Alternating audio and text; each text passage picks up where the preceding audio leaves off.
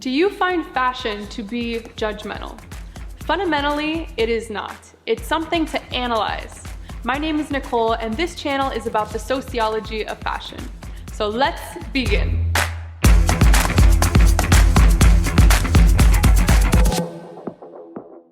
The sociology of fashion.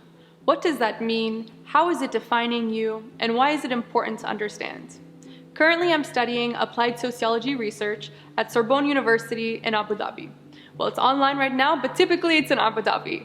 My thesis is dedicated to the sociology of fashion, so I'm not only extremely excited to talk about this very under-discussed topic, but also use sociological thinking to explain fashion movements of the past, as well as current trends and progressions. Unfortunately, I don't think a lot of people really know what sociology is and recognize how important it is. Sociology studies our societal institutions and how that affects human behavior. As much as we like to think of ourselves as very individualistic creatures, we are undoubtedly influenced by each other, as well as the rules enforced by these social institutions. These rules are known as formal and informal sanctions.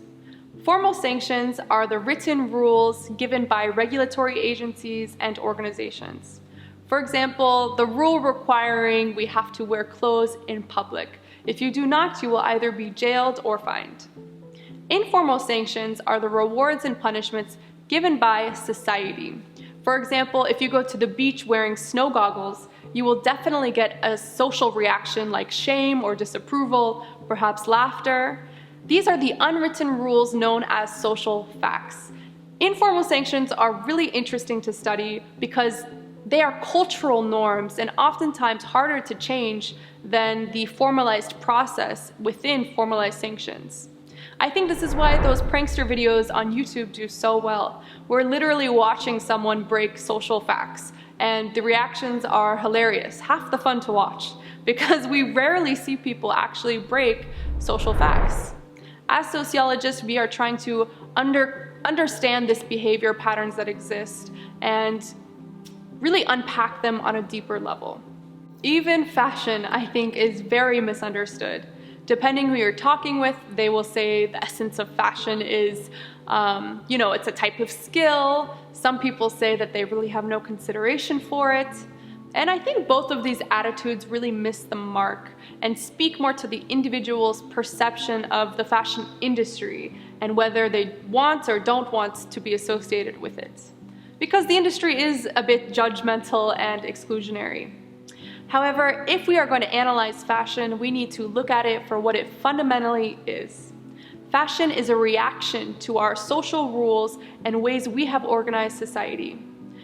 Fashion is not just speaking on behalf of you, but speaking on behalf of all of us. That is the sociology of fashion.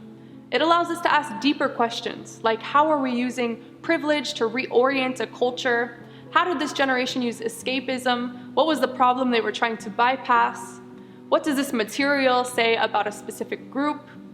I think these are the questions that really elevate our relationship with material culture, as well as each other. Studying fashion can be extremely intricate as it is very contextual.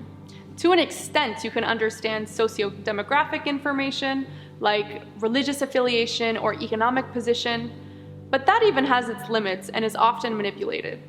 Perhaps in a given society, there is social capital with embodying wealth or a specific religious emblem. On a deeper level, the sociology of fashion unpacks how fashion is used as a filter to communicate beliefs, norms, and ideals. For example, in the West, feminism is often expressed through revealing the body, sending a message that no matter what is worn, it does not permit sexualization. On the other hand, in Arab societies, feminism is expressed through modesty, ensuring control on how the body is visually consumed. Both of these speak to feminism, but just go about it in very different ways. This is important to understand because it helps us see what we are doing. I think this year especially, a lot of people have elevated their understanding of how systemic a lot of the issues are in the world. However, there still is some dissonance in seeing how even the material culture is a reflection of these societal institutions. I think it's key we restructure the conversation from one of judgment in society to one of understanding about society. The absolute visual value is a label for terms used to describe the material culture, like fashion, in an analytical way.